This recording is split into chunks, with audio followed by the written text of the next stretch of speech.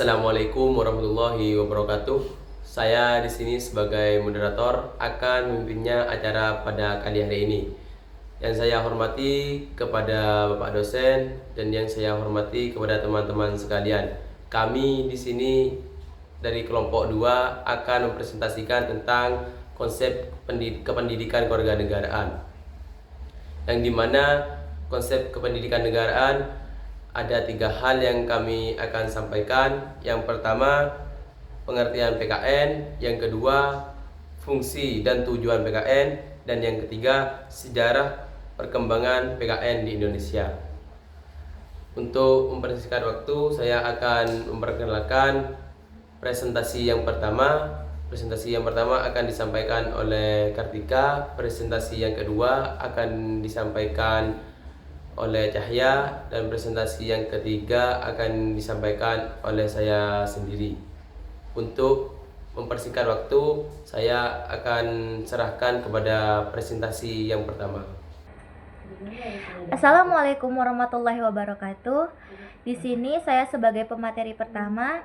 Sebelumnya perkenalkan, nama saya Kartika Aprilia Lestari dengan NIM belakang 0045.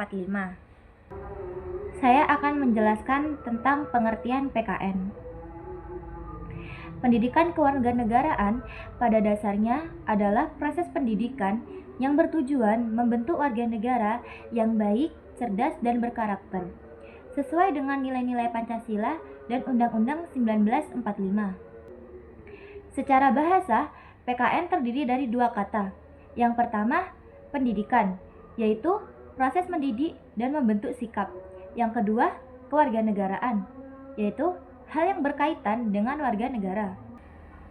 Secara hukum, tentang sistem pendidikan nasional, pendidikan dimaknai sebagai usaha sadar untuk mengembangkan potensi peserta didik agar memiliki kecerdasan, akhlak mulia, serta keterampilan yang berguna untuk dirinya dan masyarakat.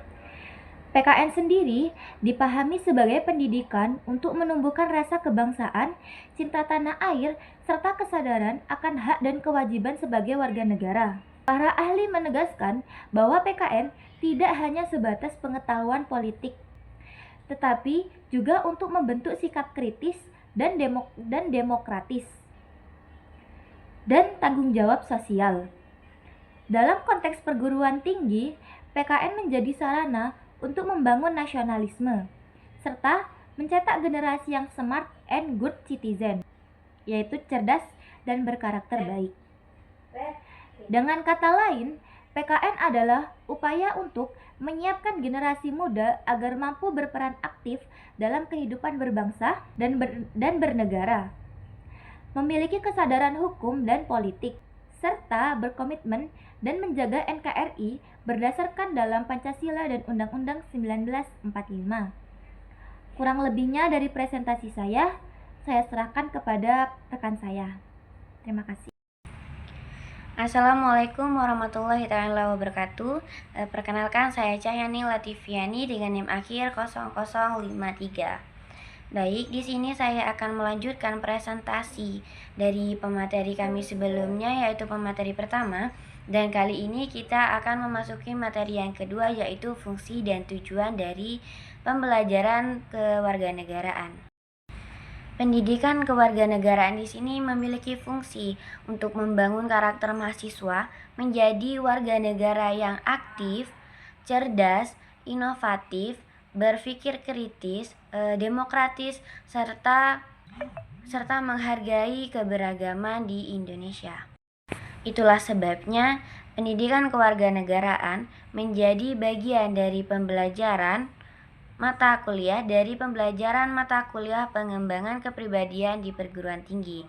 Tujuannya ialah untuk menumbuhkan kesadaran hak dan kewajiban warga negara serta membekali mahasiswa dalam pengetahuan, keterampilan, dan sikap yang bertanggung jawab dan berguna bagi bangsa dan sesuai dengan bidangnya.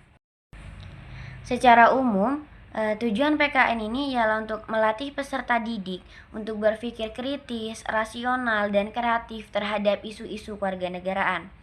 Nah, yang kedua, untuk membiasakan berpartisipasi aktif, bertanggung jawab, dan memiliki sikap anti korupsi. Yang ketiga, membentuk pribadi yang demokratis sesuai karakter masyarakat Indonesia yang berdasarkan dengan Pancasila.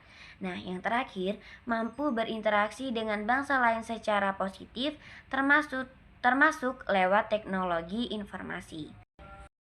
Untuk menekankan fungsi dan tujuan di atas, pendidikan kewarganegaraan menekankan 3 aspek utama, yaitu yang pertama civic knowledge, yang mana pengetahuan tentang politik, hukum moral, dan nilai kebangsaan. Yang kedua, civic skill, keterampilan intelektual seperti berpikir kritis dalam pengambilan atau penyelesaian masalah. Dan keterampilan partisipasi ialah aktif dalam masyarakat dan penegakan hukum. Nah, yang terakhir ialah civic disposition, yang mana waktu dan sikap kewarganegaraan seperti jujur, peduli, dan berkomitmen. Jika pengetahuan, keterampilan, dan sikap ini dipadukan, maka lahirlah warga negara yang berkompeten, percaya diri, berkomitmen, serta berkualitas dan dapat dipercaya dalam kehidupan bermasyarakat, berbangsa, dan bernegara. Baik, cukup itu saja yang bisa saya sampaikan.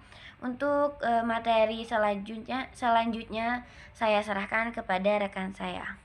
Assalamualaikum warahmatullahi wabarakatuh. Di sini saya presentator ketiga akan menjelaskan tentang sejarah perkembangan PKN di Indonesia. Setelah kemerdekaan, pendidikan kewarganegaraan di Indonesia awalnya terbentuk pendidikan moral yang menerangkan nilai adat dan agama. Tahun 1957 muncul pelajaran kewarganegaraan yang membahas hak dan kewajiban warga negara. Pada 1961 perubahan menjadi civis yang isinya seputar sejarah nasional, proklamasi Pancasila, Undang-Undang 1945, serta persatuan bangsa-bangsa. Namun, penyampaiannya cenderung indoktrinasi.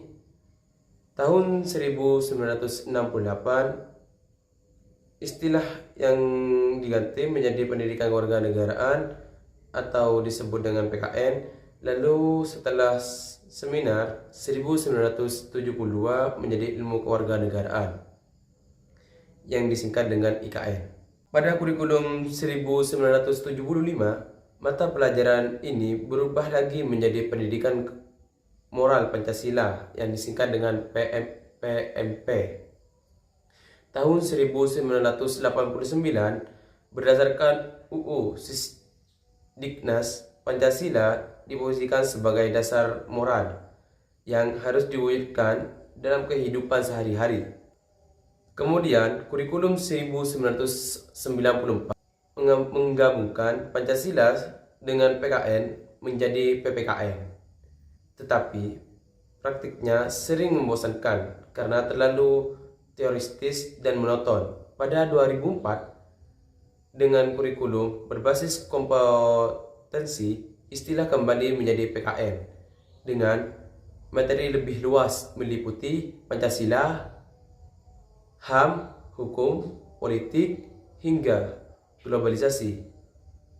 Saat ini Pancasila dan PKN dibesarkan menjadi 2 mata kuliah berbeda namun tetap saling berkaitan. Secara historis, PKN mengalami banyak perubahan nama, kewarganegaraan, civis, PMP, PPKN, PKN. Pergeseran ini menunjukkan perkembangan paradigma dari yang semula bernuansa indoktrinasi dan kepentingan rezim menuju paradigma baru yang lebih ilmiah, berbasis politik, hukum, dan moral, serta berorientasi pada nation and character building dan pemberdayaan warga negara. Namun, dalam praktiknya, PKN masih menghadapi masalah. Pada materi dan metode pembelajaran, konten sering dipengaruhi kepentingan politik. Sementara cara mengajar masih banyak menggunakan doktrin, sehingga kurang menumbuhkan karakteristik demokratis dan partisipatif. Kurikulum 2023 mencoba memperbaiki hal ini dengan memberi otonomi pada perguruan tinggi untuk menyesuaikan isi PKN sesuai kebutuhan mahasiswa agar mereka lebih siap menjadi intelektual dan profesional. Baik, hanya ini yang bisa saya sampaikan, kurang lebihnya mohon maaf. Assalamualaikum warahmatullahi wabarakatuh.